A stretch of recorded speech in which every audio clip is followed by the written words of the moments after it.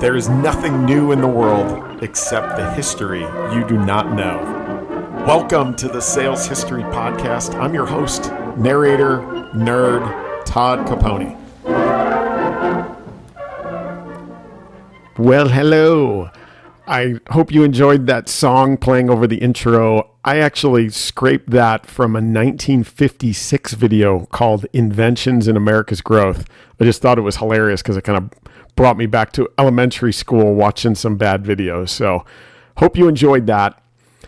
Let's get into the topic today. And one of the things that I'll point out is this is 2 weeks in a row where this week's podcast was the result of a question from one of you. And so if you've got questions you want me to dig into, I love that. And so, last week it was Ben Tenpass asking me about the origin of quotas. This week it's Jeff Bajorek asking me about the origin of BANT. He asked me, where did BANT come from? And BANT, as you may know, is a qualification construct. It stands for budget, authority, needs, and timeline. And so I started digging like I always do. I dug through piles of books and publications on it. And while I'll attempt to answer his question a little bit later, it led to an important revelation about today's sales processes. So let's talk about sales process today, and then I'll get into BANT and qualification constructs a little bit later. To start, what does AIDA mean to you? Like, does it stir up feelings of the 1992 movie Glengarry Glen Ross, where Alec Baldwin so eloquently explained it? AIDA, attention, interest, decision, action. Attention, do I have your attention? Interest, are you interested? I know you are, because it's or walk. You close or you hit the bricks. Decision, have you made your decision for Christ? And action. Attention, interest, desire, action. I mean, when you think about the movie, it sounds ridiculous, right? Like totally old school. Well, where did they get AIDA from? Well, it's at least as far back as 1984, as Glengarry Glen Ross, the movie, is from the 1984 Pulitzer Prize winning play of the same name. But it turns out AIDA is what I would call old school, like 1898 old. So when you really think about it, and where I'm going to go with this is, I think, most of us associate old school selling approaches as being bad. But I'm starting to find that old school, like the OGs of sales, maybe they have the sentiment correct. So let's burn all the way back to 1898. There's a guy named Elias St. Elmo Lewis who is created with theorizing AIDA simply to explain the sequence a buyer goes through to make a purchase. They form a linear hierarchy. Is the client interested enough to pay attention, and vice versa? And do they have the desire enough to act? That's the core of it. It's about the buyer, right? So as the progressive era of the Industrial Revolution took root in the early 1900s, and corporations hired their own salespeople to drive growth, formal sales processes were developed. And they all seemingly used AIDA. I mean, let's start with 1924. Elmer Ellsworth Ferris's book, Salesmanship, and I love the name Elmer. Page 4, the heading is titled, Service is the Essence of Salesmanship, and under it sits the chart, Figure 1, the sales process and its basis, and its attention, interest, desire, and action across the top. It all sits on a bed of confidence. Again, this is all buyer focused. Confidence builds from start to finish in the chart. And all of it sits over another block, which is called service.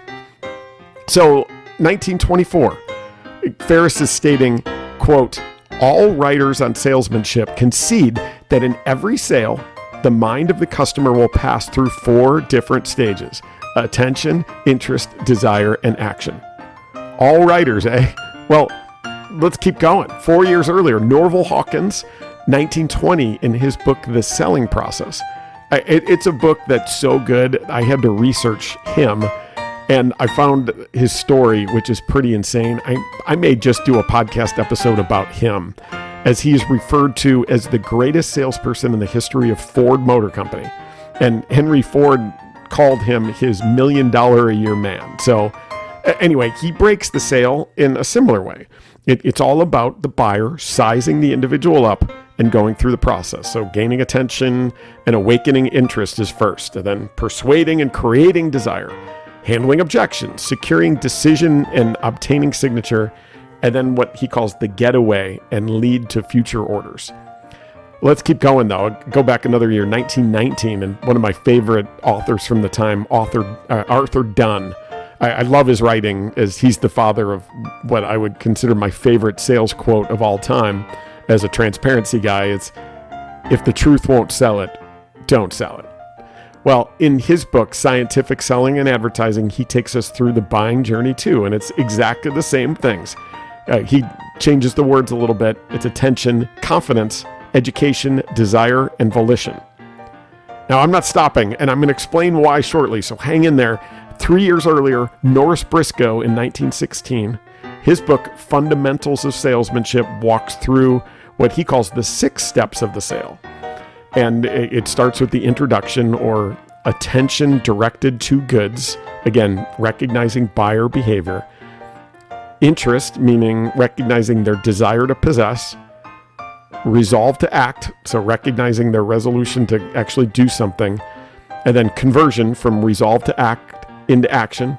And then there's questions and references are the added steps he puts on it. But think about this today. AIDA, the basis for sales process based on the stages a buyer goes through to make a decision.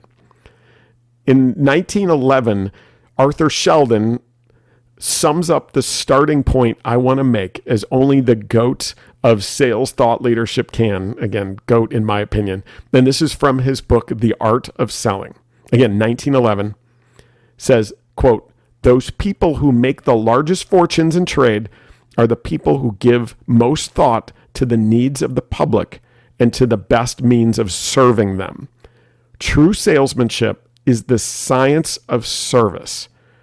Now, Sheldon goes on to say, quote, "Now the buyer has a viewpoint too, and we ought to look at a sales transaction through his eyes.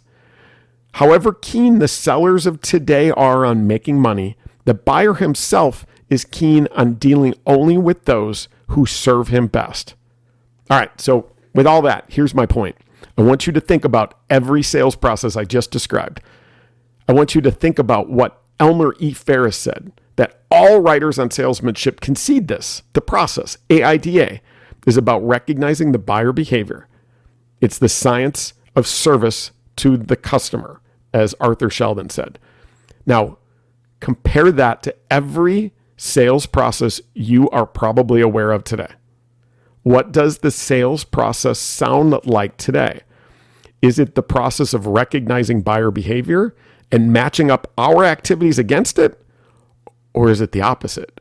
Or is it like a conveyor belt of sales-focused activities? Look at your sales stages in your CRM. What are they? Are they qualification, and then discovery, and then demo, and then proposal, and then close? All things you are doing as the salesperson? I mean, I was on the sales leadership team at Exact Target, and we originally had 8 steps. I used to teach a 4-step process. And the 4-step process I used to teach even 20 years ago was open and qualify, then do a discovery, then propose, then close. Seller, seller, seller, seller, seller. We say it, we need to be buyer-centric, but what do we measure? What do we reinforce? Seller activities. Like, look across all of these things as I get back to Jeff's question. BANT. There's another one called CHAMP. There's another one called NEAT and MEDIC and ANIM and FAINT and NOTE. All acronyms, all qualification methodologies. You know, buyers can feel that they are essentially having to earn the right to buy from you, right? You know, as a sales leader, you might think that, oh, these are just qualifications so that the customer is worth us spending our time on. But when you're measuring these things, your reps are thinking about what they have to do to justify that you are worth spending time on. They feel it. So as designed, in my opinion, these are essentially selfish and seller-centric, right? So regarding BANT and Jeff's initial question, yeah, I get why BANT was developed. I mean, it appears anecdotally that IBM came up with these qualification methodology structures in the 1950s or 1960s. I have not found the proof. There's a bunch of people that claim that. And so I don't want to put a stamp on it and go, that's the way it was. But keep in mind, IBM was selling business machines that are the cost of like a ship. I mean, budget was the first question, and there was a reason. So don't mishear me. I think qualification is vital. Absolutely. Working the opportunities you should be working on. Focus, right? I was always a big advocate, and my reps always heard me say this a lot. No science projects. The most valuable thing we have in our inventory is time. And if you're going to lose, you better lose fast, right? But none of these qualification methods existed prior to the 1950s. In the late 1800s, by the way, John Patterson, who's the founder of NCR, National Cash Register, that like I want to really spend time on because the guy's a master, like arguably the father of almost every single concept we think about today in corporate B2B selling. And I'm in the middle of researching him. I found a gold mine I'm not sure anyone else has, like maybe Malcolm Gladwell, I'm checking, but here's his theory on qualification. And again, this is probably a quote from around 1890 from what I can tell.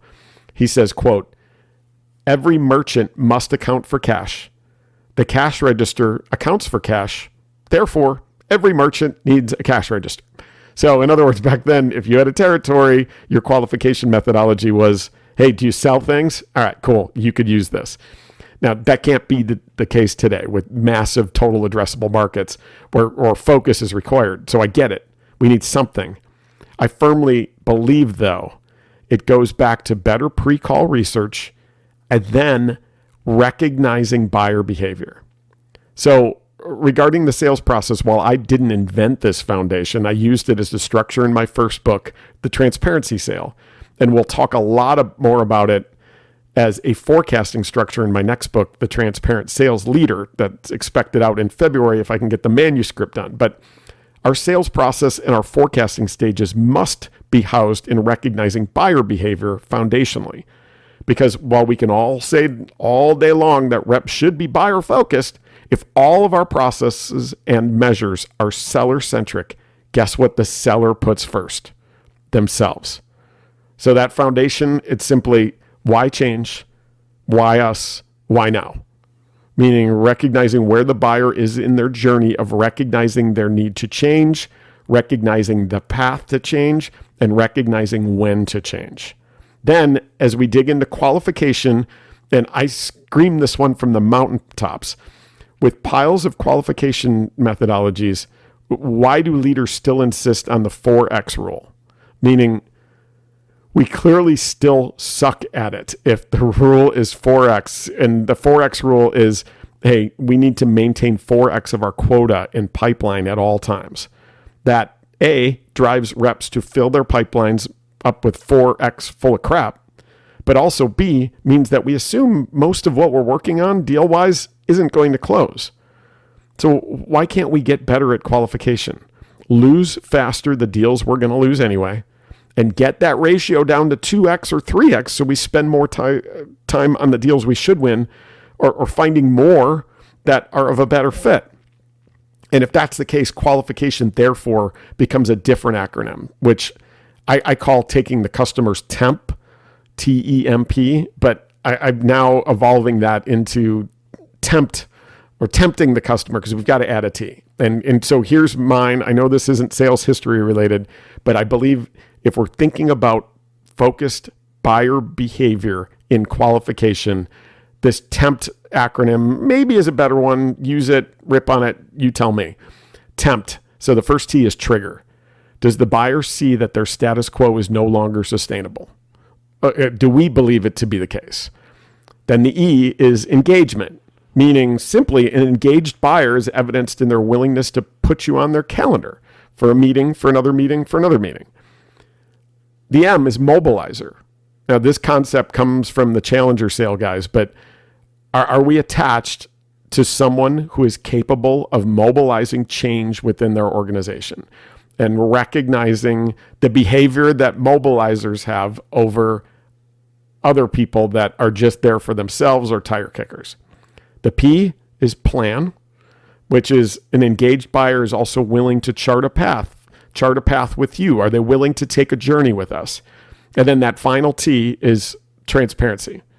In other words, are they okay with what we don't do? Will the truth sell it? Have we addressed the elephant in the room? In my opinion, win fast, but more importantly, lose fast. So regardless, any way you slice it, to be buyer-centric, what we measure must become buyer-centric, right? From 1890 to 1925, at the very least, every sales expert was foundationally building their approach on buyer-centrism. Am I wrong? Like, what do you think? Send me a note. Reach out to me on LinkedIn. My email address is tcaponi@salesmelon.com if you want to hit me directly. Find my website at transparencysale.com. Again, I want to hear your feedback. I want to hear your thoughts on it. If you've got ideas, things you want me to research, let me have it. And please, if you like the podcast, rate, review it, share it, talk about it.